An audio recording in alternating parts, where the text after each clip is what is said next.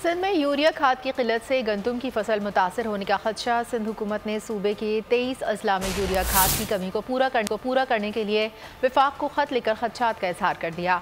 महकमा ज़राअत सिंध ने वफाकी वजारत सनअत व पैदावार को खत में लिखा, सिंध में यूरिया की किल्लत से गंदम की फसल मुतासर होने का खदशा है, कंपनीज को पाबंद बनाया जाए। सिंध में 97 एकड़ और गंदम काश्त हो चुकी है।